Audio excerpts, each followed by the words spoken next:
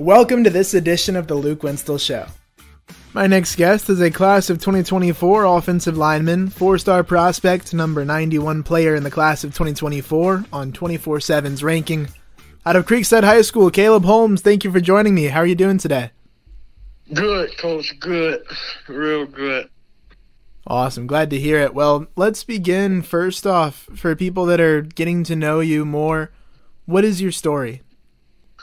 My story, man, I was a big kid growing up, and my godfather, Coach McCoy Rents, found me in the gym one day and asked me, would I like to play football. I think I was 5 years old, and I told him no. I had played before. I didn't like running. I didn't like condition. I wasn't interested. And he took me and he coached me hard, and I was playing with him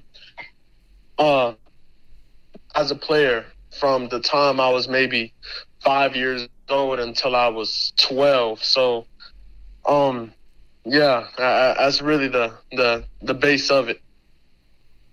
Got you. Okay, and for you, what was the moment that the recruiting process got started? You picked up that first offer and things went from there. My first offer was after the season of my freshman year. I had just found out that I made second team all region. I started every game, but 3 of them, as a freshman, I played with a completely every other position on the O-line were seniors. So, I had a big space to fill as a freshman, and I remember being held at such high expectations. I was the only freshman on the O-line, the only freshman on offense. Then after the season, my coach told me a day prior to that Eastern Kentucky was looking at me. And I didn't really know how to take it. I didn't know anything about colleges. I was just thinking about playing football, and I got the call and talked to the coach, and it was a verbal offer that was later confirmed. But yeah, that was my first offer. That he told me that he would be the first of many, and that was my first offer. And now we're at 6. Yeah, that was the day. Wow. Okay. For you as a freshman to be starting with that senior group over at Creekside, lots of talent there in Georgia. When you look at what that took for you as a freshman, what are some things that were making you stand out in your game, or things that you thought you were doing well that early? Well, personally, I've always been a player, whether I was on offense or defense, to know everything that was going on around me. And coming into high school, I had a completely different view of football than I had, growing up playing Little League or even middle school football. So I was really able to come in and grasp the playbook quickly compared to my seniors who had been studying the playbook for, the 4 years that they were there. But one of my biggest things was being able to come in, understand the playbook, and having, such maturity and such talent around me, and the expectations that they held me to. I wasn't allowed. There wasn't really a lot of room for mistakes. There wasn't a lot of room for playing. There wasn't really tolerance for anything but excellence. So, I looked at myself as a pretty good athlete, but that group really helped me get to where I am now. Okay. You said coming into high school, your view of football changed. How did that change for you? I understood what football was, the positions, and what I was supposed to do and my teammates were supposed to do, offense and defense. But coming into high school, under Coach Dixon, who is a mastermind, it's just it got so much more deeper, so much more complex. Whether it was reading fronts or knowing when a player was dropping back into coverage or pulling or different calls, it was added so many more levels to, an offensive play or a defensive call than I had ever been exposed to in my entire football career. Gotcha. Okay. When you look at your journey of getting to where you are, what are some things that you've had to overcome, or some challenges that you've worked through to get to where you are? Some of my biggest challenges were for one, school, balancing school and being a high school athlete was one of my first struggles as a freshman, even though my freshman year we were doing virtual school, but really trying to learn who I was at the time. I was 14, turning 15, in those prime years of really finding who you are and what you stand for as a young man, as a male, as a student, as an athlete, going through that, having to perform on the field and then having to perform in the classroom. It was really a lot on my hands, a lot compared to, before simple football and going to school and having friends. My expectations, not only on the field, but in life period, were raised a lot.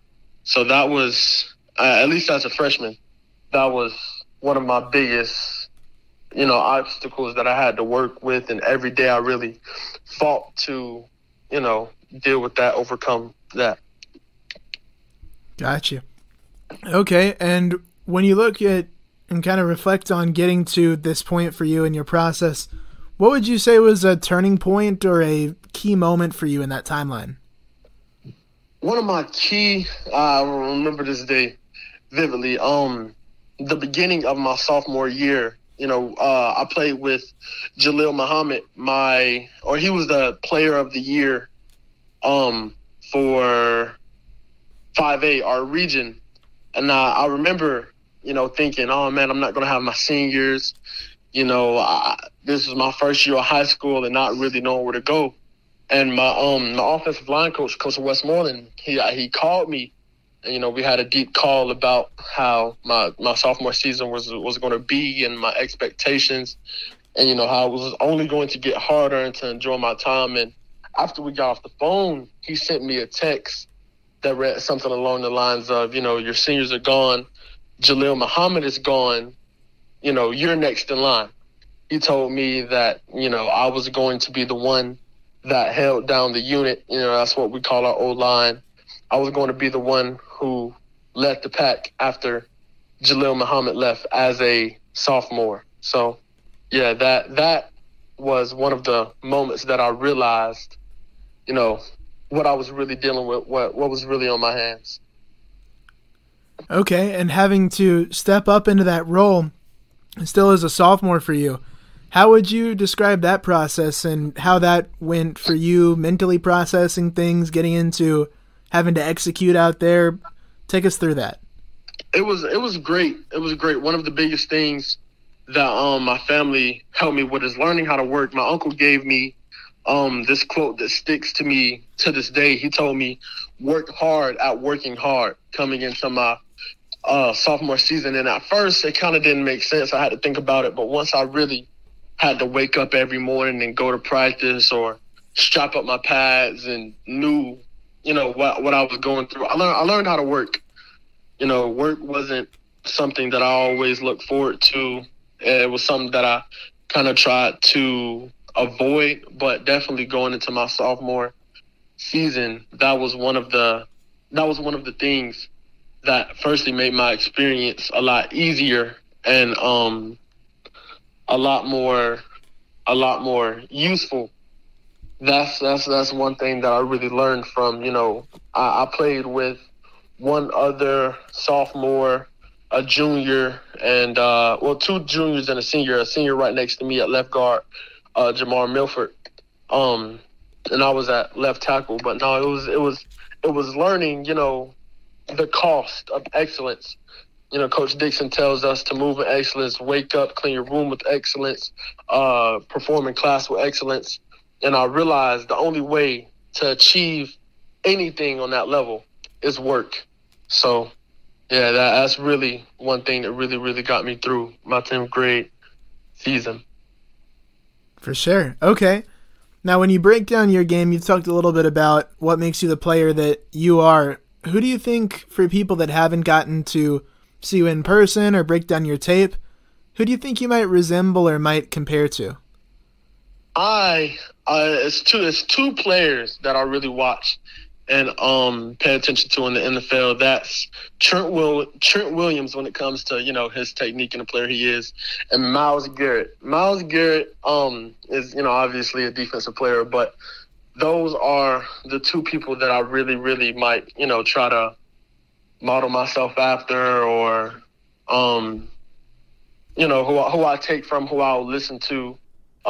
Inky Johnson, obviously he doesn't play anymore, but I listen to him a lot. I may wake up, put on one of his podcasts or anything like that. But yeah, I'm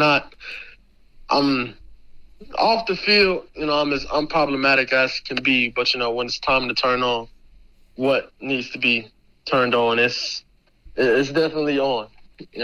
That's who I really try to be on and off the field. For sure. Okay, and as more and more people are getting to know you and getting to hear your name, what do you think, or what do you want people to know about who you are, whether it's on the field or off the field? What should people know about Caleb Holmes? One thing I really strive to do is I learned that one of my morals that I stand on the most is serving others. Serving others, helping, caring for others. That gives happiness and feelings that aren't really temporary. So off the field, mostly, I'm helping, caring. I really care about my peers and my friends and my family, and even on the field, even I missed a couple of games of my sophomore season with a knee injury, but even then I did my best, gave my best to help my teammates, tell them what I could do better, what they could do better. But one thing that I don't want to happen is, confuse nice Caleb with somebody who's not going to outwork you. Like I said, I learned the cost of excellence is work and work only. So, I have another quote that I stand by, and it's something along the lines of, I never lost, I just ran out of time. I truly believe that anything is possible with enough time, because I'll be the one that put in, enough work to get where it needs to get to do anything that it needs to be done. Yeah, and you talk about putting in this work and the effort that you do. What drives you and what pushes you to do what you do? Honestly, my family, really, really, outside of myself, which is, the biggest factor is my family, knowing that, football is truly something that I love, and I feel like I can express myself through it, and it's a great thing for me to do. And, not saying that I'm doing it for my family, but, keeping them in my mind while I'm on the field or while I'm working is really, really a big motivator for me. And on top of that, it's really a competition with myself. I'll be the one that I don't need to compete with anybody but myself. I know if last week I made, gassers on 20 seconds, next week I might try and make it in 19 or 18 seconds. It's really a self-competition. That's one thing that I love about myself is, I may wake up or be on the field and do anything and just know, last time around I didn't do this so good or I didn't do that so good. And I always try to improve on things with me and myself. I'm really a self-competitor. That's one thing that really, really motivates me. If it was a weight that I couldn't lift in the weight room last week, then, I may give myself a rest. And, this week it's time to hit that, those weights. It's really just competing with myself. Gotcha. Let's take it off the field here to finish out. What are some hobbies or things that you enjoy in your time outside of football? Outside of actually working on my body, which is not for football always, but I love working on my body and helping others. Outside of that, it may be music, not making any music or anything, but it is finding music, discovering music, breaking down music. Actually, my backup plan of, God forbid anything ever happened to me, was being in the band.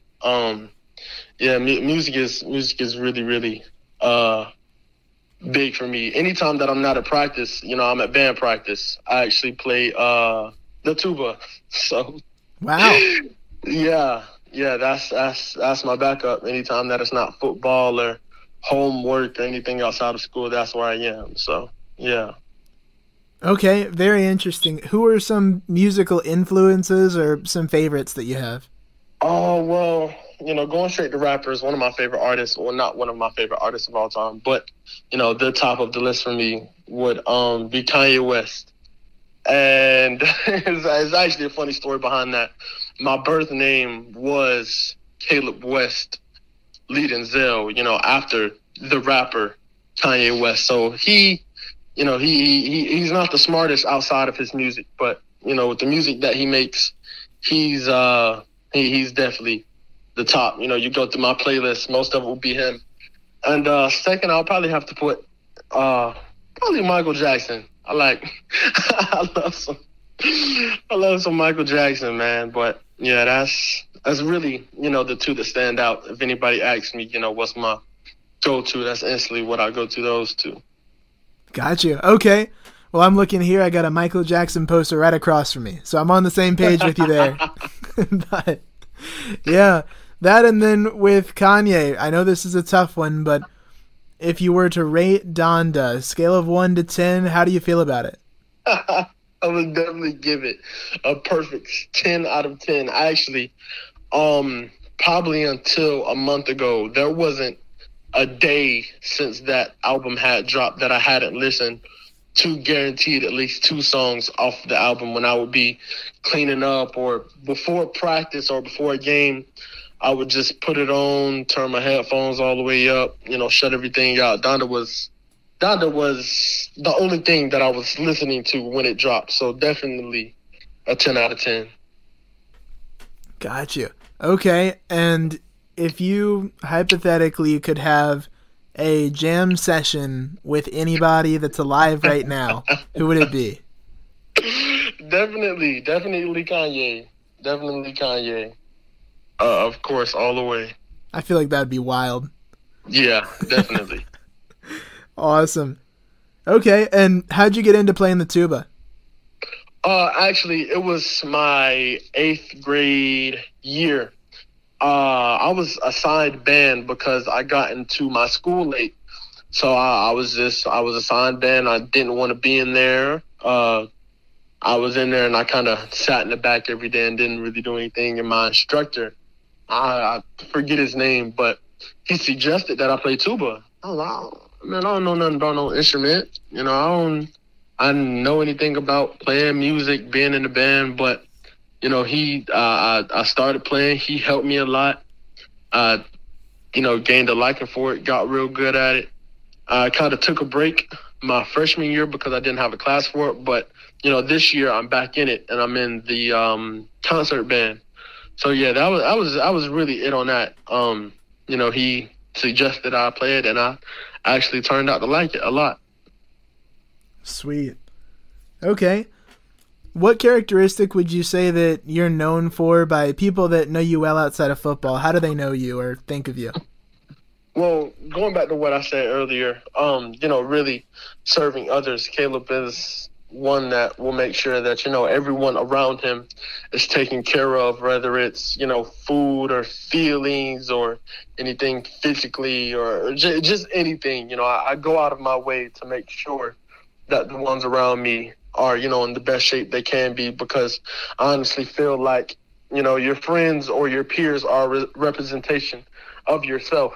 So if, any and everybody around me is healthy, then I'm healthy. If they're happy, then I'm happy. That's one thing that you ask my friends, you ask my family, that'll probably be most of their answers, is that Caleb is going to make sure, everybody is taken care of. Gotcha. If you ever were to make it big to have the type of money where you could donate or try to support causes or things like that, what would you support, or what are some things that are close to you that you would love to help out with? One thing that I sit down and think about day to day is world hunger. I really not to get too deep into it, but that's just one thing that I think about all the time, whether it's any type of way that I could, contribute to helping that.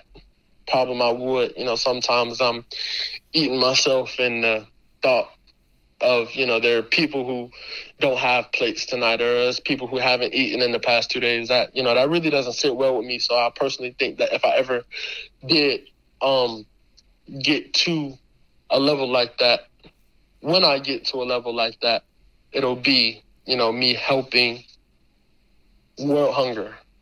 That's one thing I'm pretty solid on. That's awesome. Well, Caleb, that's all the questions I've got for you. Thank you for your time today. Thank you.